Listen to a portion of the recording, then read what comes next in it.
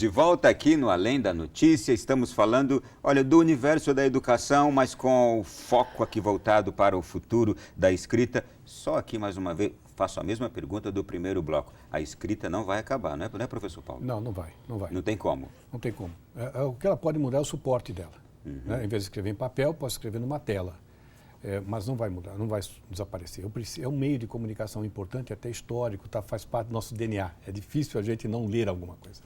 A professora tem lembrado um fato importante, a escrita manuscrita, aquela que eu faço com a mão, ajuda a memorizar coisas, porque eu tenho uma memória mecânica. Lembra que a nossa memória, ela precisa de âncoras para recuperar a informação. E o fato de escrever é uma âncora que ajuda a recuperar a informação que eu ouvi e registrei manualmente no papel. Inclusive, o senhor me faz recordar aqui, líderes religiosos, eles aconselham as pessoas que querem aprender os versículos bíblicos a escrevê-los. Né? Estudar a Bíblia escrevendo. É uma forma, de fato, de memorizar. Ajuda a memorizar. Agora, o que nós estamos vivendo, eu acho que isso é importante, a sociedade como um todo, do ponto de vista tecnológico e até do ponto de vista de relações humanas, ele está passando por um Rubicão, né? A gente está passando por um momento de mudança. E todo momento de mudança é caótico, né? Porque você tem coisas novas chegando, sem mediação, sem nenhum tratamento, e coisas antigas brigando pelo seu espaço, preservando seus espaços. Isso está acontecendo com as editoras, está acontecendo com os jornais, com a própria TV. Né? Hoje, as fontes de receita dos jornais e revistas desaparecem, porque eu leio notícia pela internet sem pagar nada, sem comprar, fazer assinatura de jornal, eu acesso classificados pela internet sem usar o jornal está perdendo as suas fontes de receita e daí não consegue sobreviver, não consegue fazer jornal impresso, inclusive. Jornal impresso. Né? Então, o livro é a mesma coisa. Houve um movimento de ameaçar desaparecer com o livro impresso e ser substituído pelo e-book. As feiras de livro hoje, da Alemanha que está tendo essa semana, está mostrando o contrário. Tem uma afluência grande.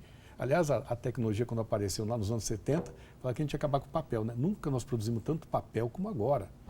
Então, a gente não substitui. Há o medo inicial, e eu acho que hoje nós estamos passando por isso, nós estamos no meio desse medo por causa do... Eu estou percebendo o seguinte, a tecnologia, ela vem, mas ela nos faz redescobrir valores. Sim. Não é? Ela chega com novas possibilidades, mas nos faz redescobrir valores que a gente sempre teve. Sim. Na verdade, primeiro a gente pensar que, na verdade, o papel é uma tecnologia, né? O papel é uma tecnologia. Então, a gente tem as chamadas novas tecnologias, que já não são tão novas assim, mas que cada dia você agrega novos elementos a essas tecnologias. Então, eu acho que o valor base disso, né, ou os valores disso, eles permanecem. Você muda os meios. Então, por exemplo, você não tem o jornal impresso. Isso não significa que as pessoas não estejam lendo jornal nos meios digitais. Né, no seu tablet, no computador, no smartphone, elas continuam lendo o jornal. O que você muda? O que muda, né? Inclusive na própria profissão do jornalista. Hoje você percebe os portais de notícia pegando a informação de qualquer sujeito que está na rua e colocando lá. A produção precisa ser muito mais rápida. E aí, muitas vezes, não vem com a investigação necessária. Então, assim, tudo isso a gente precisa ir pensar e adequar. Obviamente que alguns não trazem essas informações mais amplas, inclusive por interesse, né? Ou por falta de interesse de que a coisa seja realmente mostrada de forma mais ampla. Mas eu acho que a humanidade, ela será capaz, se ela foi capaz de desenvolver essa tecnologia, ela será capaz de desenvolver mecanismos que se adaptem a essas tecnologias, que transformem essas tecnologias e que utilizem cada vez mais essa tecnologia em benefício dessa própria sociedade, em que pese também esses mesmos grupos poderem utilizar essa tecnologia para beneficiar alguns e prejudicar uma quantidade maior de pessoas. Deixa eu aproveitar aqui e fazer uma outra pergunta, que a gente já viu tanta reportagem sobre ela, mas as novas tecnologias também elas estão transformando a escrita no seguinte sentido. Hoje se abrevia palavras na linguagem escrita nos meios eletrônicos. O também é TB, o você é VC e tantas outras coisas. Isso é bom? Isso é ruim? Como analisar isto? Eu diria que isso não é bom nem ruim. É natural da língua ser dinâmica, ser viva, sofrer mudanças. Uma coisa é a comunicação que... Vamos lá, eu quando estou aqui falando contigo, eu estou usando o máximo possível da norma culta. É uma linguagem que talvez eu não use com meus alunos, ou não use no meu dia a dia com os meus filhos.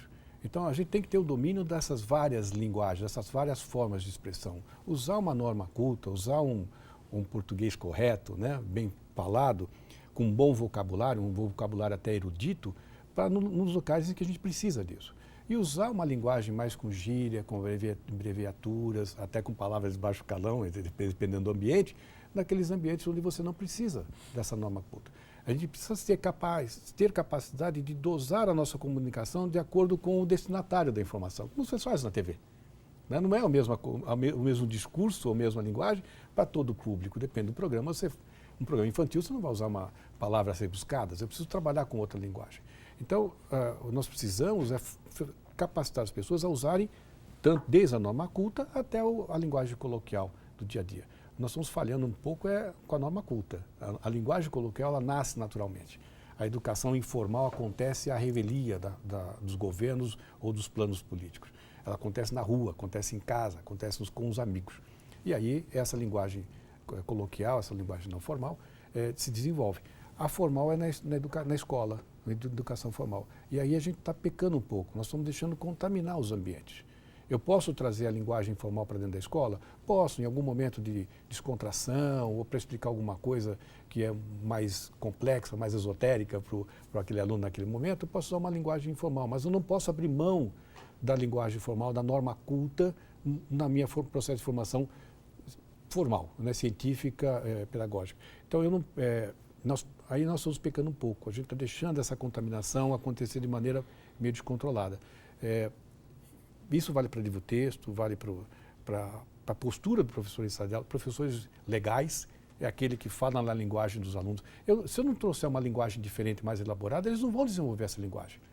Se eles não têm um exemplo de uma linguagem, de uma pessoa falando de forma mais rebuscada, não hermética, mas usando a conjugação correta dos verbos, os plurais e palavras mais elaboradas, eles não vão aprender. Onde é que eles vão ter chance de aprender essa outra linguagem? Se não for na escola com o professor, que é o exemplo, é uma referência de pessoa para o aluno, e no livro texto. Ele não tem outra alternativa.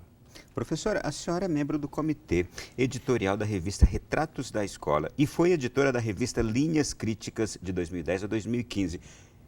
Essas revistas abordam também, em algum momento, ou já abordaram esse aspecto que estamos conversando aqui hoje? Sim, então, as revistas,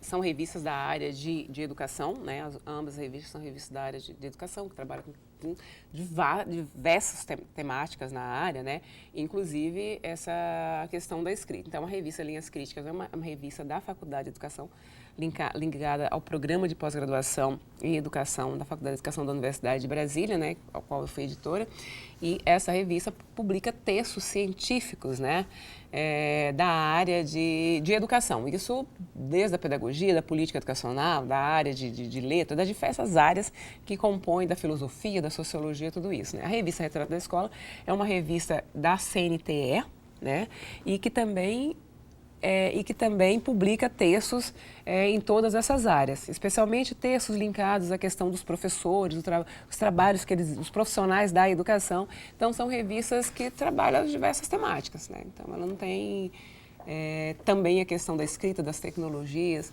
trabalha muito com dossiês. Muito bem. Professor Paulo, o senhor escreveu um artigo, traz aqui para mim, por favor, não estou conseguindo ler à distância, não. Podemos nos liberar do modelo de Gutenberg. De leitura. Exatamente. Nesse artigo, qual foi o foco que o senhor desenvolveu? Olha só, hoje a gente usa livro. O que é um livro? Um livro é alguma coisa, é um instrumento em que um autor tomou a decisão de escrever um determinado conteúdo na profundidade que ele acha que é interessante para o leitor. Ele decidiu. Na sequência que ele decidiu, que o leitor tem que ler. E o livro só está pronto, só chega na mão do leitor quando a gráfica achar que ele está pronto. Com a tecnologia moderna, eu posso escrever um livro e colocá-lo à disposição por meio eletrônico. Previamente, eu escrevo um capítulo e publico. Eu não tenho mais o custo da impressão, de ter que editorar, formatar, imprimir, preparar setup de máquinas, etc.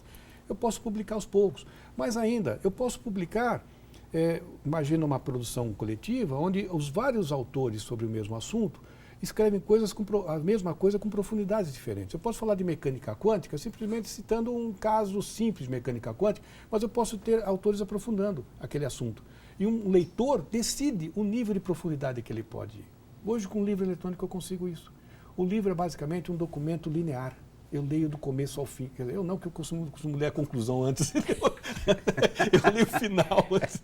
Mas tirando essa digressão, né? Você está preso ao autor. O autor é o teu ditador. Ele diz o que você vai ler, como ler, em que sequência ler, na profundidade que ele decidiu. Com as novas tecnologias eletrônicas, com e-book, algo parecido com Wikipedia, eu poderia escrever livros, principalmente livros-textos para a escola, onde o assunto é abordado com a profundidade que o leitor quiser aprofundar. Por que um garoto de 7 anos não pode se interessar, por exemplo, por mecânica quântica?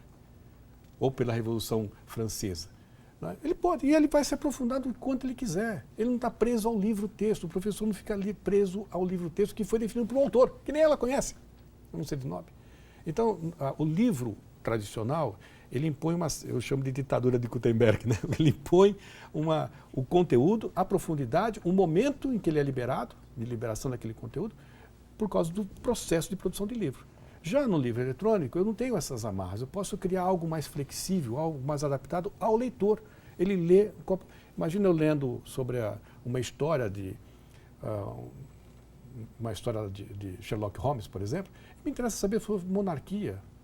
Eu vou me aprofundar naquele momento. Naquele momento do livro, eu posso me aprofundar sobre monarquia, saindo da trama principal, porque me interessei sobre a monarquia inglesa. E voltar à trama principal. Certos assuntos podem passar despercebidos, não me interessa entrar em profundidade. Ou seja, o leitor passa a dominar o seu processo de enriquecimento cultural, seja do ponto de vista de literatura, seja do ponto de vista de conteúdo. Então, é isso que as tecnologias permitem. Não é abandonar o livro, é enriquecê-lo. No meio da leitura eu posso ter um vídeo, no livro-texto eu não consigo, uma animação. Né? Então, eu torno o livro eletrônico, mais rico no processo de comunicação. Agora, a escrita continua mesmo. Eu tenho que ter cuidado com ela. Vou fazer agora uma pergunta básica aqui a ambos. A gente tem um minutinho para cada um, por favor. Qual o papel de educadores e pais diante deste mundo tecnológico quando estamos falando de escrita e leitura? Papel de educadores e pais. Bom, eu acho que fundamentalmente garantir os princípios, garantir o acesso ao processo de formação para que esses alunos possam, ou para que esses jovens, adolescentes e adultos possam ter acesso a todas as informações, seja através de livro impresso, através do livro eletrônico, com tecnologia, sem tecnologia. Sem essa formação, a tecnologia disponível não terá nenhuma validade. Então, eu acho que tanto pais como educadores precisam garantir esse processo formal que é tão importante, inclusive na formalidade ou na informalidade. Né? Até para saber lidar com a informalidade, eu preciso saber desses conhecimentos mais formais. Né? Então, não dá, eu só vou saber que VC, para falar de você, é uma abreviação, se eu souber qual é a palavra correta. Então, eu acho que isso é importante. Tanto professores como pais precisam mostrar para as crianças, para os adolescentes, para os jovens e adultos que o aprendizado da leitura, da escrita, seja a escrita à mão, seja a escrita através das tecnologias, ela é fundamental. Professor Paulo. Eu acho que é basicamente sermos exemplos para os jovens. Eles nos copiam, mesmo sendo revoltados contra a gente, né, sendo os adolescentes, eles acabam nos copiando. Então, eu tenho que ser exemplo de pessoa e de cidadão. Se eu leio, o meu filho vai ler. Se a professora... eu sou professor porque eu me inspirei, fiquei apaixonado, assim, por um professor. Gostei do trabalho dele, gostei dele como pessoa, como profissional. E isso me fez virar professor também. Então, a gente se espelha na juventude, principalmente na primeira infância, no fundamental, no ensino fundamental, a gente espelha. Por que garotos querem ser bombeiros e policiais? Porque são exemplos de pessoas para eles. Então, nós temos que ser... Se o pai em casa compra filme pirata, etc., vai ser difícil ele convencer o filho a ser ético e ser correto na sua postura, porque ele está dando um exemplo contrário. Se eu minto em casa, meu filho vai mentir também na vida. Ele me copia. Então, nós temos o professor, os educadores e os pais têm que ser exemplo de pessoas. O restante a gente dá conta. Se eu sou uma pessoa boa, meu filho vai ser uma pessoa boa. Se eu sou uma pessoa mal formada, meu filho vai ser mal formado, porque esse é o exemplo que ele tem. Então, se eu ler em casa, se eu assistir bons filmes, se eu ter o hábito de discutir, de questionar o que está acontecendo, o que eu estou assistindo, ele vai desenvolver esse hábito também. Muito bem. E eu fiquei felicíssimo de recebê-los aqui. Professora Catarina, foi um prazer muito grande. Espero revê-la aqui novamente. Pode contar comigo sempre que precisar e quiser, estarei à disposição. Professor Paulo também, aprendi muito. Muito obrigado. Foi um prazer estar aqui com vocês e fique à vontade quando precisarem de um cara bonito como esse. Opa, com certeza. Você de casa, eu tenho certeza também que gostou. E este programa pode ser revisto na internet, no nosso canal no YouTube. Acesse lá, reveja, passe para outras pessoas também. Na semana que vem voltaremos com outro Além da Notícia, outro tema de importância que você já sabe que encontra aqui. Muito obrigado, até lá, boa noite, bom sono, fique com Deus.